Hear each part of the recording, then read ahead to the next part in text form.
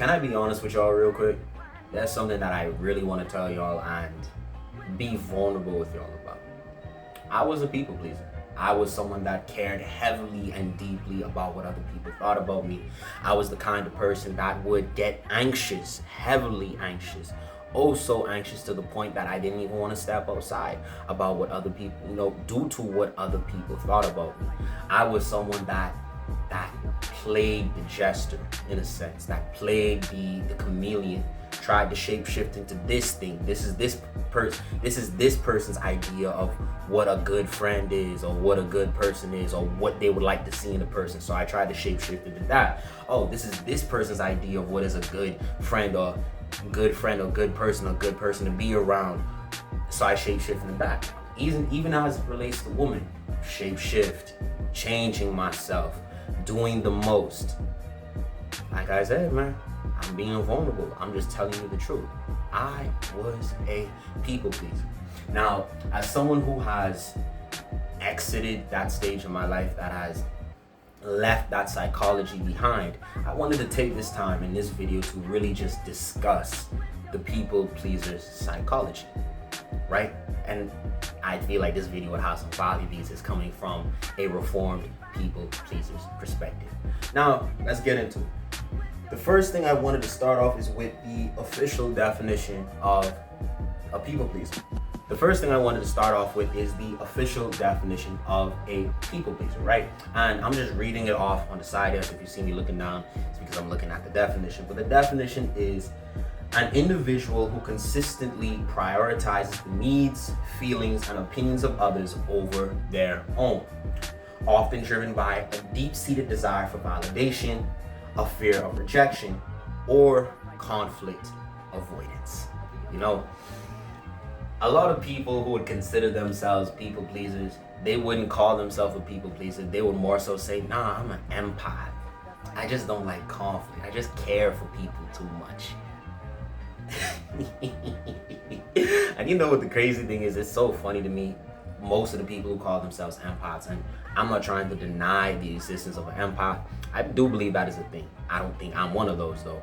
But a person who would consider themselves an empath says that, nah, I just want to keep the peace. I just care about people a lot. I'm just very aware of people's emotions. They're just trying to really avoid calling themselves a people pleaser. They're trying to give it a good name. Because an empath is someone who cares for the other person for the sake of caring for them. While a people pleaser, all of the anxiety, all of the care, all of the tiptoeing on eggshells around other people is directed towards themselves, right? It's directed from a place of insecurity. It's directed from a place of low self-esteem and low self-worth. Let's see this right here. A deep-seated desire for validation. If you were an empath, you would care for people for the sake of caring for people. But the people who are empaths, they actually just want validation. Oh, they care about people's emotions? Nah, they just care about how they feel in relation to people's emotions, right? I believe that I made that make sense. But let's kind of break down this definition a bit further, and I'm seeing myself in this definition, right? So, an individual who consistently prioritizes the needs, feelings, and opinions of others over their own. I mean, that's pretty self-explanatory. You might be I'll just draw it from my own experience. I'm in a group of friends. They're talking about something, a specific topic, right? I don't particularly remember. I was young, right? And something comes up. There's something that I want to say. My own genuine thought, my own genuineness, my own uniqueness, that which makes me me, my own mind, my own perspective on the world and things. I knew I wanted to say something about this. But when it came my turn to speak in the group, I didn't say it. Do you know what I did say though? I just echoed the ideas that was already being presented in the group by then and there. Consistently put the needs of others over their own. And if you look at the bottom part of the definition, we see where this comes from. Often driven by a deep-seated desire for validation, right? And something I kind of want to draw upon as someone who has let go of this, as someone who has progressed mentally and matured. I don't know if y'all know about these things called attachment styles, right? Attachment styles. Essentially, how you were brought up, how your parents brought you up, and the kind of environment that you grew up in, and then the relationship about that dynamic. I've heard that it was the opposite sex parent. I think it is, but I'm not particularly sure. But essentially, how you grew up impacts your nervous system, nervous regulational system, something's along those lines, right? How you regulate emotions, right?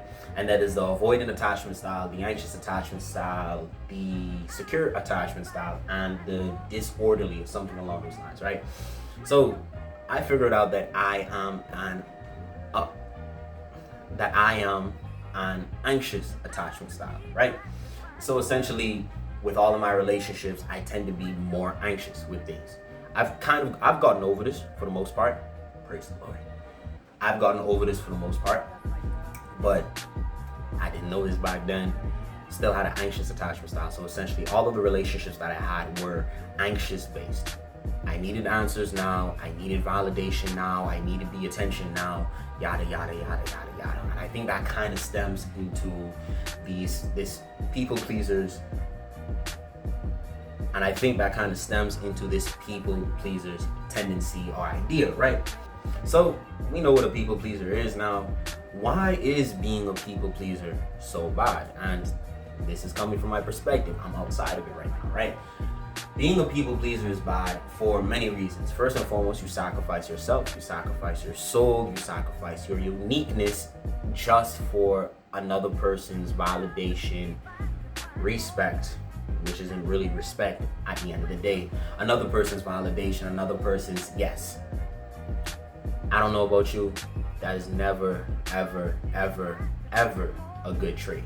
It's never a good trait. You sacrifice that. What else? What else is bad about being a people pleaser? You never grow, you never become a better human being because you're so focused on avoiding conflict, you're so focused on avoiding difficult situations, and we already know it is through difficulty that one becomes a better person. It is through difficulty that one develops as a human being. So these are just a couple of reasons why being a people pleaser is bad. And then obviously the emotions. A people pleaser's emotions is turbulent as can be. You're on top of the world one moment, then you're in the pits of hell the next, and then you're high, then you're low, then you're high, then you're low. This kills consistency. This kills discipline. This kills. It's just bad. Like I personally, comparing my lifestyle back then to my life now, I love that I am consistently at this level. It's at a high level. I'm always at peace, but I'm consistently here, and my emotions are not dependent upon other people. Not anymore, right? So, as a reformed people pleaser, how do you go about overcoming it? How do you deal with it? How do you get rid of this people pleaser psychology? And this is essentially the blueprint of how you go about doing it. Something like this, right? So, the first thing you need to do, the first thing you need to do is make a decision. You must make a decision with yourself that I no longer want to act in these ways. I no longer want to be this way. I no longer want to think in these ways or feel these ways, right? First and foremost, it starts with a decision. I am no longer a people pleaser. Just that, just the declaration, the decision to say that I am no longer that is the first step. The second step after making the decision is you need to start to become aware. You need to start to become aware of the thoughts, the emotions, the situations, and the habitual tendencies that either draw you into actions of people pleasing or emotions of people pleasing. So like, for example, let's say I'm outside and I'm in a group and there's like this pretty girl in this group, right? I don't really know her, but maybe just one of the triggers for your people pleasing tendencies is that, oh, you see a beautiful woman, you automatically want to suck up to her, right? That could be a trigger for you. So the first step is just take some time in the day, become aware of these triggers, become aware of the tendency, become aware of the thoughts that are around like this people-pleasing tendency, this people-pleasing psychology, right? That is the first step. After becoming aware of it, you need to make a distinction. Remember the decision that you made, the first step, making a decision that I am no longer this. When you start to recognize that I am no longer this, yet these thoughts and ideas and emotions continue to persist, you could then begin to make a distinction between that which is you and that which is the people pleaser psychology. Because you made the decision that you are no longer this, right? You are no longer this. You can then begin to start to detach and move away from it, right? So if you get a people pleasing thought, you recognize that the thought is a people pleasing thought, but you in yourself know that you are no longer a people pleaser. So what do? You step back from it, you watch it pass. You don't engage with it, you don't act from it, because that is no longer you.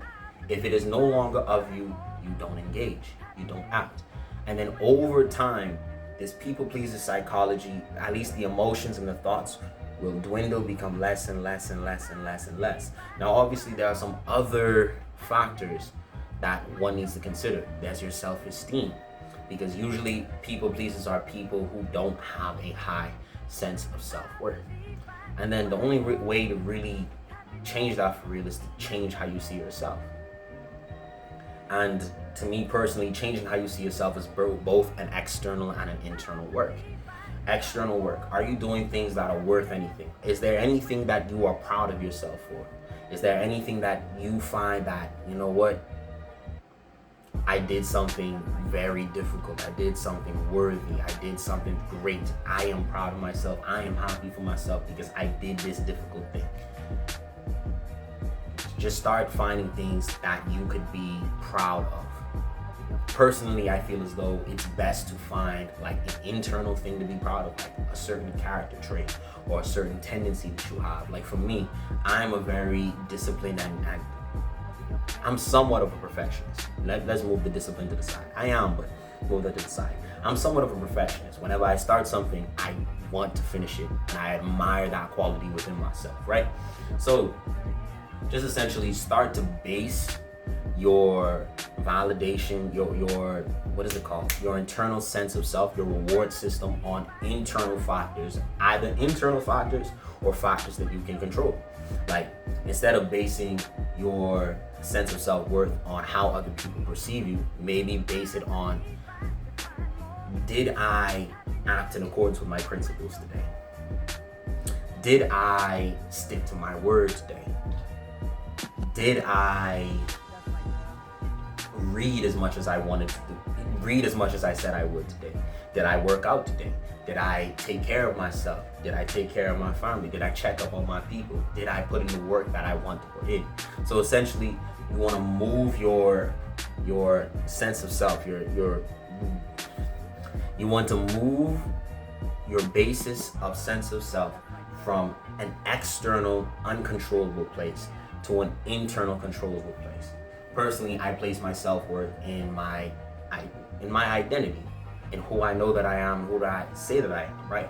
I place it in the work that I do in a day. I place it in the man that I know that I am. I already said that, but I place my self-worth on things that I control.